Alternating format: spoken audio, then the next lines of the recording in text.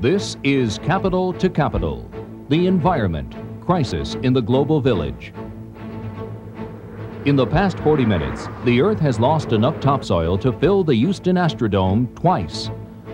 And the people on the Earth have produced enough new garbage to make a dump as big as a football field and twice as tall as the Empire State Building. Now live from Moscow and Washington, Capital to Capital continues. And from Brazil, though we've not been able to make contact with Brasilia again, we'll get back to them as best we can. But while we've been sitting here, Congresswoman Schneider says she has not one, but 3 proposals you wish to make of a formal nature to the Soviet Union. Yes, I had the opportunity to meet with Mr. Sagdayev and Mr. Golitsyn and a few other Soviets a few weeks ago, and we were talking about some tangible proposals, and one of the things we were moving toward consensus on related to energy efficiency. And I'd like to throw out a challenge to our Soviet counterparts and suggest that they put pressure on their government to reduce their energy consumption by 3% over the next couple of years. And I would like to, ask my colleague here and other colleagues in the House and Senate to also take on that initiative. What's the second proposal? Second proposal has to do with the planting of trees. As we know, it helps in the overall tendency toward global warming. And if we were to plant 10 billion trees over the next 10 years, that would have a dramatic effect scientifically on the overall atmosphere. And the third one would be a proposal to have a joint a joint research and development initiative on energy efficiency technologies and on renewable energy.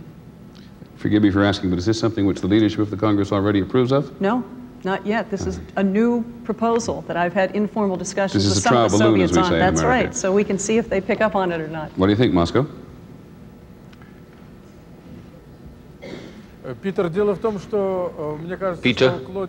I think Claudine Schneider has precisely returned us to the context which is proper to our discussion, and we don't have too much time left. I'd like to remind you, however, what academician Sagdayev said. He appealed for a concrete joint action on the part of the 2 parliaments. He asked for the Supreme Soviet and the US Congress to address Gorbachev and Bush so that at a forthcoming summit meeting they can discuss ecological security. This was a concrete proposal, but so far we haven't heard any response to it. Another very important proposal of Sagdayev was this, that there should be consideration of the problem of limiting the sale of arms to third world countries. This affects ecological security as well as the military side. And continuing this practical trend of our discussion, I'd like to propose to Deputies Sherbakov and Yablokov to make some concrete proposals to which we'd like to get a concrete, if only preliminary, response. A question of Congressman Max Baucus. We will question the question of political will for cooperation. I should like to say quite clearly that there is such a will in the Supreme Soviet and in our Committee on Ecological Problems. We have that will. I have a question to ask of Max Baucus. Are the congressmen in the United States prepared to organize a joint ecological commission together with our deputies from the Supreme Soviet, together with the members of the Commission on Ecological Problems, to consider specific problems in order to determine specific programs for the future? Of course, such a commission could be open for parliamentarians of all countries, but we do have to start somewhere. And I would like to hear what Max Baucus' opinion is. Perhaps you'll first of all propose some machinery for the work of such a commission. Yes, of course. We could propose the following machinery. To determine the membership of this commission to meet, this could be done in Moscow. We could hold meetings either in Moscow or Washington. How often? Perhaps twice a year or once a year. It's difficult to say right now. And then we could, perhaps with the help of these space bridges, we could determine exactly what the basic priorities are for its forthcoming work and start work, perhaps exchange of experience in the field of legislation. That's very important, and also what joint initiatives could be taken and so on. So a concrete proposal's on the table. Now it's your turn, sir. I was going to make My concrete proposal is as follows. We have a hotline between our countries, between our governments, for emergency situations. I propose we set up a green line between our government agencies that are involved in the protection of the environment.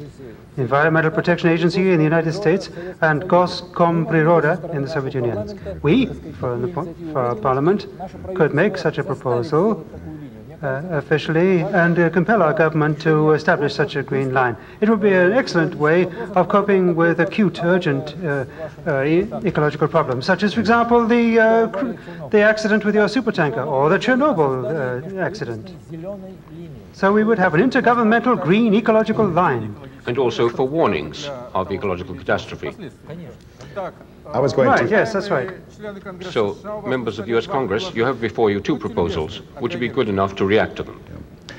I was going to suggest something along the lines of the first one myself, namely members of the House and Senate environmental committees meet with members of the Soviet counterparts, whatever those appropriate committees might be, and have field hearings jointly, both in the Soviet Union, in various parts of the Soviet Union, and also field hearings in the United States.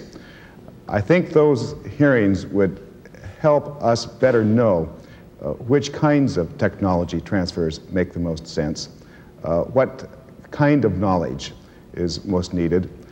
They would help each of us better understand the governmental processes in each other country.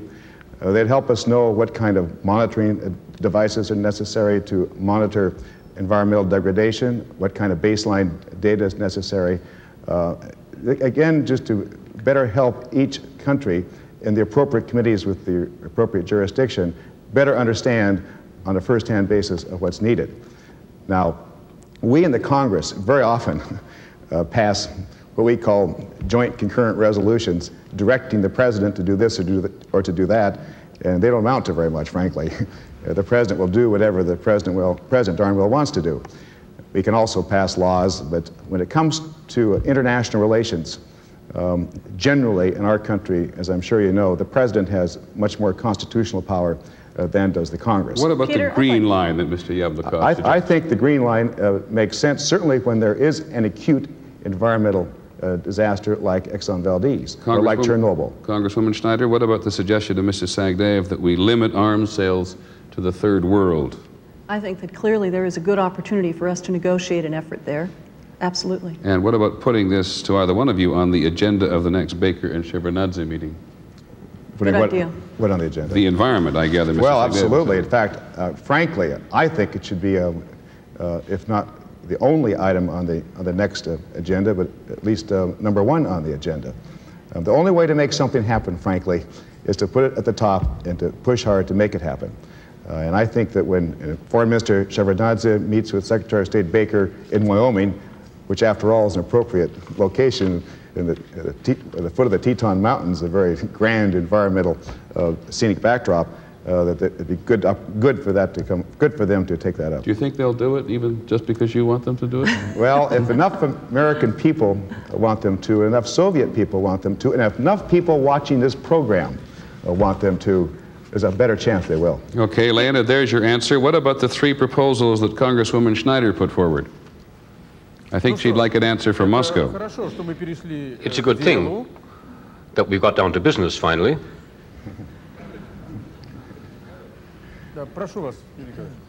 Please. I think we have to very seriously discuss the proposals made by Congresswoman Schneider regarding the question of energy consumption. I think that here we have to formulate it in slightly different words. We have to reduce energy consumption, not reduce the production of electric energy. This is a very complex question. It is connected with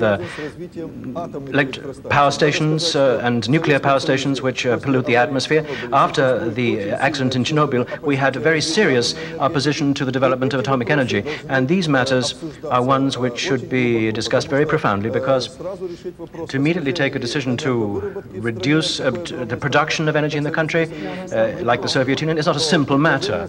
But it is definitely a proposal which is deserving of all consideration.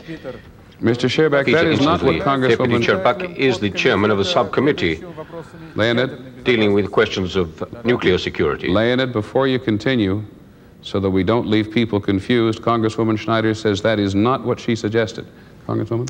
What I suggested was not the reduction of power, but the reduction of consumption, which can be done by 3% by the Soviets. And right now, the United States and the Soviet Union have a joint agreement on energy efficiency technology with the National Academy of Sciences.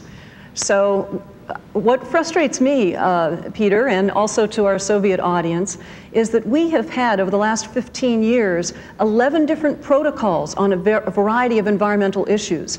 And yes, I am supportive of us getting together our two parliamentarian bodies. But I think that the urgency of the problem is such is that we've got to have some concrete answers right away. And we do have some solutions. I mean, we know that by planting trees, we can reduce the amount of carbon and other gases that we're emitting into the airs.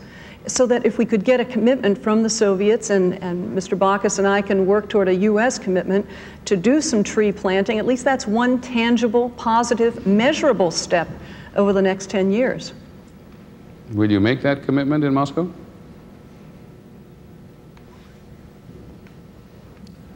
Пожалуйста.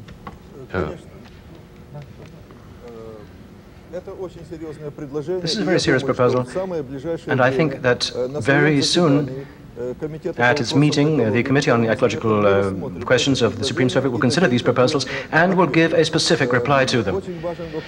It's very important. The question of cars is very important. We have less cars than you have in the United States, but unfortunately, they pollute the atmosphere. Unfortunately, I'm guilty. Recently, the police stopped my car, and apparently, it was also releasing toxic gases. So we're all guilty. We have to think about these matters and take decisions on these questions. And we take a very serious view of these problems. Mr. Sherback, did they take your number? Mr. Sherback, no, in a moment, they took pity on me. We can introduce you to an American who may be able to help you with your gasoline. Within the work of the Ecology Committee of the Supreme Soviet, we're very pleased to study these and to consider these proposals. Mr. Sherback, in just a minute, we'll introduce you to an American who is very eager to help you with the problem of your cars. We'll be back in just a moment. Capital to Capital, live from Moscow and Washington, will continue in a moment.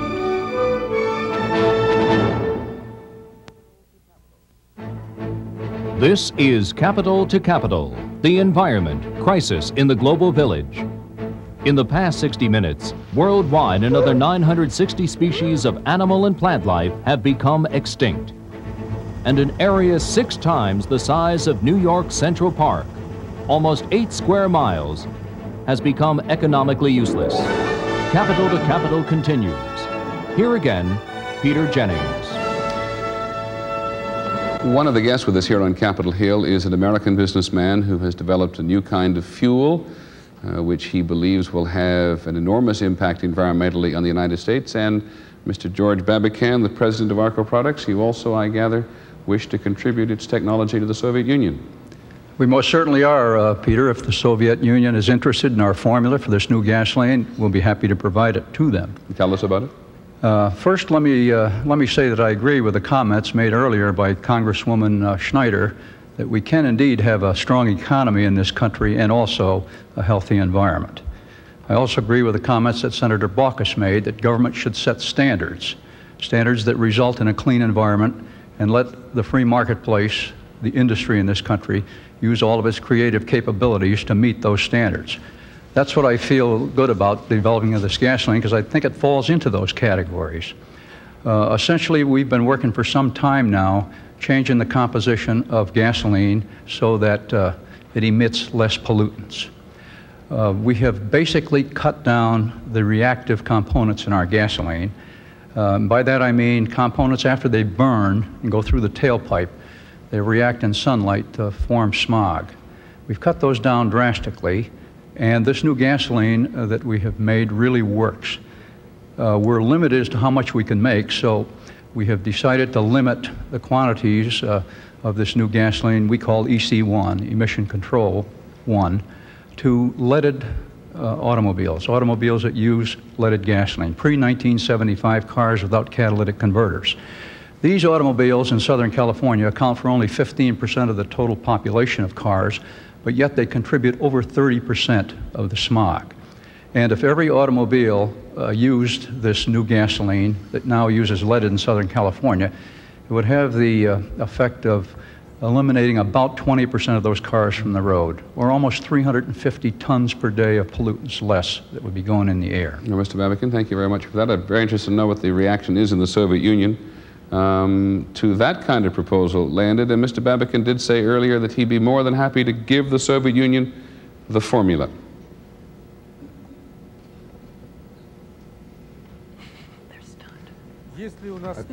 Do we have any specialists in the field of clean fuels, that ecological problem?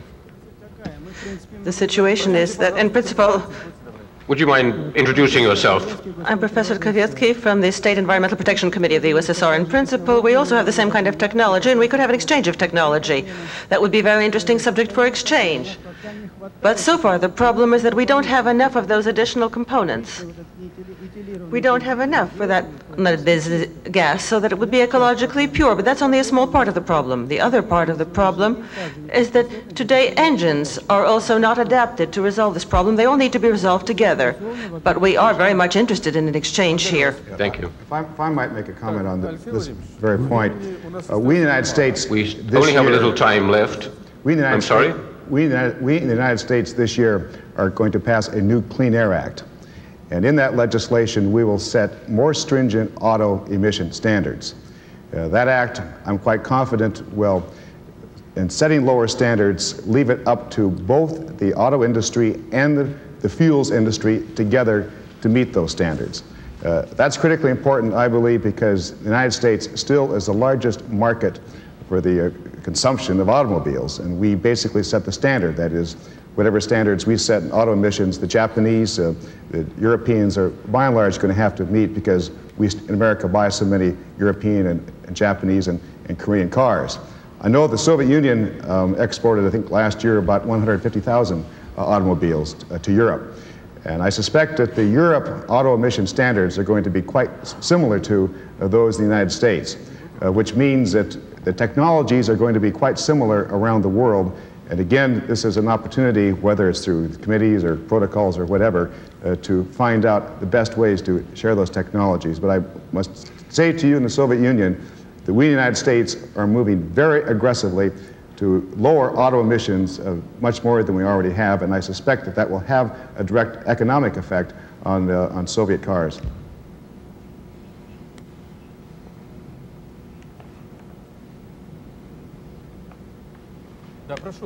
Please go ahead. Yes, that's how we shall proceed. In our Supreme Soviet, a more general law is being prepared, not just about air pollution, but about environmental protection. And provisions concerning the cleaning up of city air and car exhaust is going to be included too. Since we're now close to the end of our broadcast, let's pinpoint the areas in which we can reach agreement. First, the establishment of a joint committee, an interparliamentary committee, to consider issues such as these acute matters of gasoline and so on. So first, we would have a joint committee between us, the ecological committees of the various parliaments. Secondly, the green line concerning emergencies, which we would ask our governments to set up between our corresponding agencies. And thirdly, there was a proposal that so that Bush and Gorbachev, when they meet, should be recommended to put ecological issues at the top of their agenda. And a proposal was also made so that the global forum, which is being organized by international organizations early next year here, should involve as many as possible members of the American Congress. As we're moving towards the end of the broadcast now, let's pinpoint those proposals. Peter, I think that there won't be any objections there's already been a positive response from you. Perhaps there's some point in the remaining time to ask deputies from both countries to pick out the fundamental problems on which we should give some thought in the near future, and if all interested persons succeed in meeting in the Congress in Moscow, they would have some preliminary agenda already worked out, which the two parliaments could then recommend to the global forum. How would you pick out the major trends and orientations?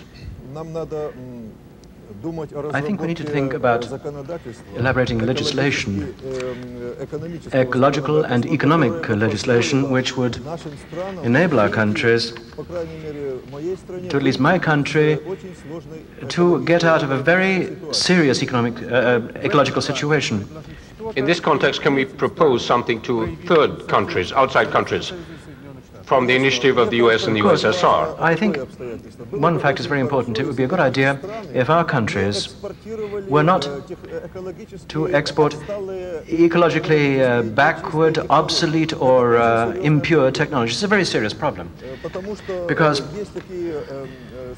there are instances when in the Soviet Union firms, Western firms, try to sell and to wage to bring in ecologically dangerous technology. One more proposal. You may consider this as a very important proposal.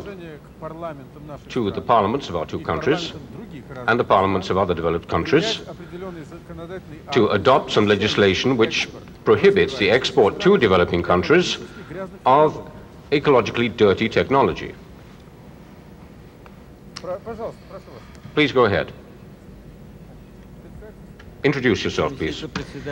Deputy Chairman of the State Committee on Environmental Protection, Minaev. In addition to this, it would be very useful to establish joint experts on technology. Recommendations could be made on their use in third countries as well. Thank you. Leonid, let me interrupt you here for a second. What would you like to say about that, Peter? Well, I'd like to say that we'd like to go to Brazil in just a minute and hear a comment about what the Brazilians may have thought about our conversation as we finally made a contact with them. We'll be back in just a minute. From Washington, Moscow, Brasilia, and London, this has been Capital to Capital, brought to you by Shout. Want tough stains out? Squeeze lemon power Shout.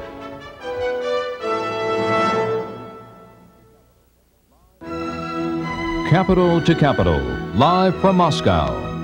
And live from Washington continues. Once again, Peter Jennings. It's 9 o'clock in the morning in Moscow, a cool morning there. Want to warn our affiliates we're going to run over on Capital to Capital this evening by about 7 or 8 minutes, not much more than that. But we have finally made contact with Brasilia, the capital of Brazil, where Congressman Fabio Feldman has been sitting patiently listening to everything we've had to say. I pointed out at the beginning that the world has picked on Brazil somewhat. What does Brazil want from the rest of the world after listening to this conversation? Yes, we are listening to this conversation, and we have the feeling that we are talking too much about a global concern. But when we are listening to the dialogue, we can see that you are talking only about the problems in the relations between Soviet Union and United States. And countries like Brazil countries like Brazil are not participating in this debate. It's very important to find a way where countries like Brazil, underdeveloped countries, can play a very important role in this problem, because it's a very complex problem. We must discuss the relation between industrialized nations and underdeveloped countries, because, for example, one of the reasons because we are destroying our nature is because we have to pay a great debt, and we must find a solution, because the debt makes a great pleasure on the natural resources of Brazil. Then it's a very complex problem. We are listening about the problem of the erosion. It's very difficult to transfer technology from United States to Brazil if you don't know the Brazilian reality. It will see if the best way to solve the Brazilian ecological problem is only to transferring technology. What's important, in my opinion, is to give us access to the technology that you are developing in the United States, for example, in order to have more way to save energy. When you talk about Amazon region, one of our problems is the energy problem. The government has many plans to build at least 8 dams, big dams, Amazon region. Why? Because we must export some goods to developed countries in order to pay our debt. Then we must, in this discussion, to consider that there is some economic relations between our countries. And if you not solve this problem, it will be very difficult to save the world. And in my opinion, it's not one problem of technology, it's one problem of values. We must show the society, not Brazilian, but American, Russian society, that what's the most important is to have more automobiles, to have more energy consumption, or to save nature. This is a political option that we must decide together. And we must think about concrete solutions. I have many contact with Ms. Claudine Schneider, and it's important to establish not a bilateral green line between Europe and the United States, but between Brazil, South America, Africa, and all countries, parliamentarian, green, bloc, and government, in order to exchange information and to see how can we work together. In fact, Congressman we Feldman? are talking, just a minute, we are talking too much and we are acting too little, in my opinion.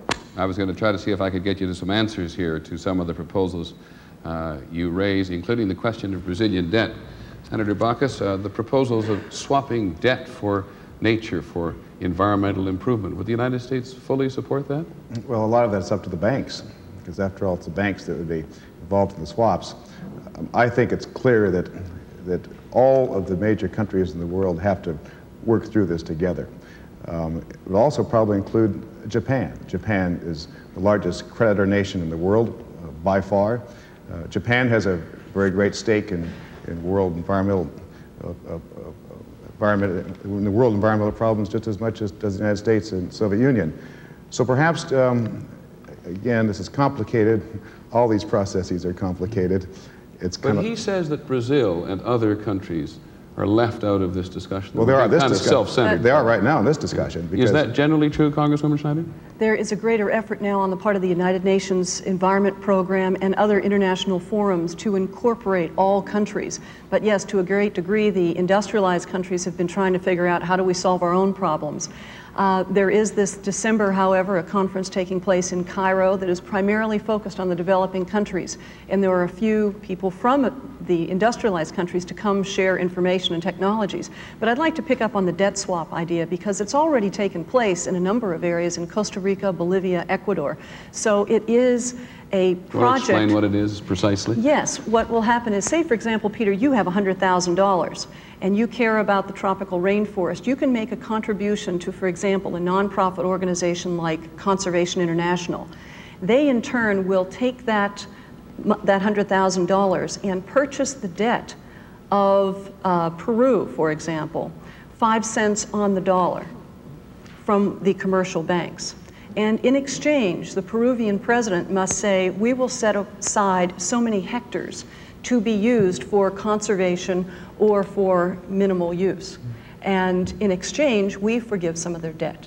That's one idea, it's a good one. But I think an even better idea that hasn't gotten a whole lot of public attention as yet is to assist Brazil in particular with what is called multiple use. Rather than clearing forest for cattle grazing, it is more economically sound for the future to maintain those forests and used mixed gardening to grow rattan, to make rattan furniture. The United States could open up enormous markets for many of the different exotic fruits and vegetables that are grown in the Amazon. And by opening up our markets, we could help Brazil reduce their debt. It is in our best interest to help raise Brazil to an economic standard whereby they can be our equal trading partners. Mr. Feldman, I'm sorry we kept you so long this evening. Primarily the result of technical problems. We thank you very much for joining us, and I hope your ideas permeate both our delegations. I'd like to go to Moscow now for some final comments, Leonid, from you and your delegation.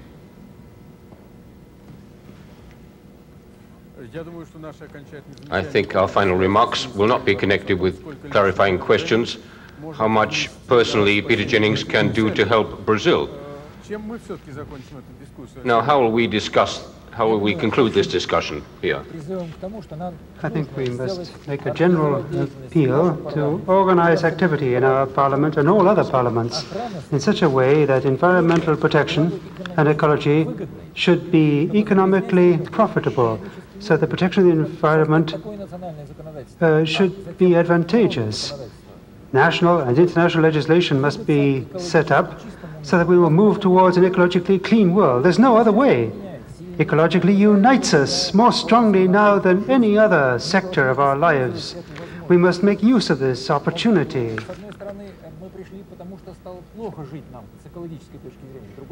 We've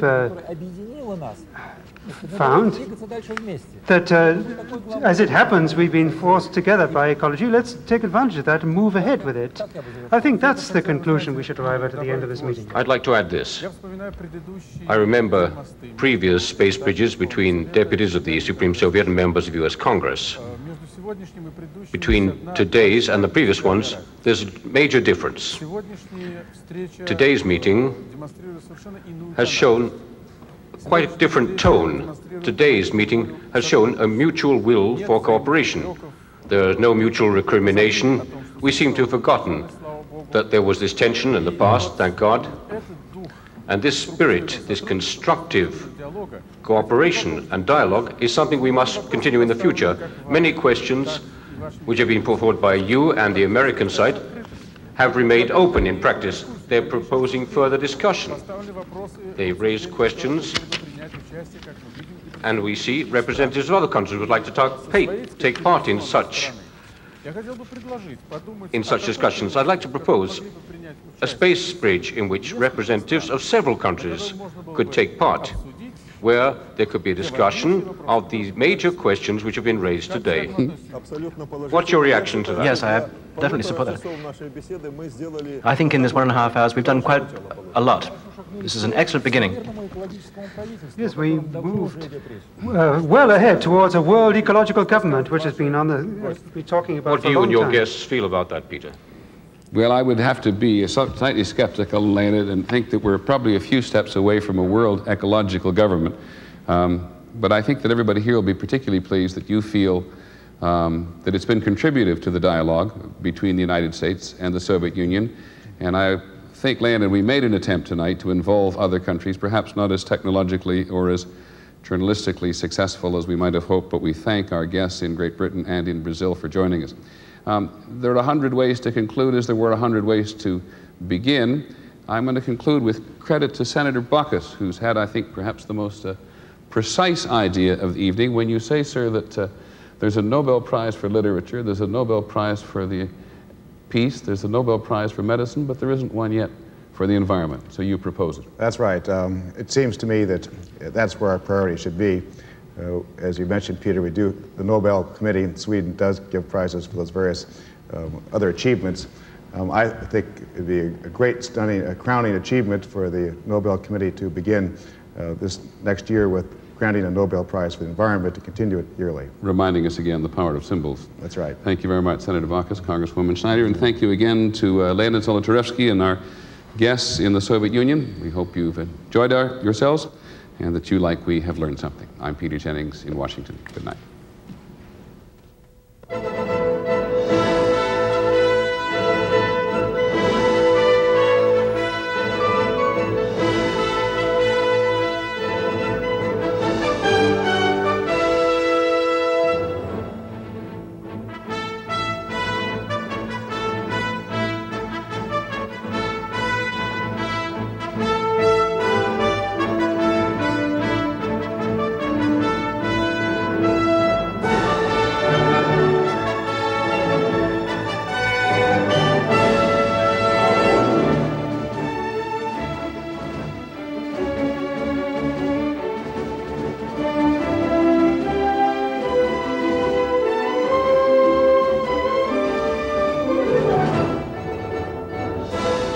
For transcript of Capital to Capital, send $4 to Journal Graphics, 267 Broadway, New York, New York, 10007.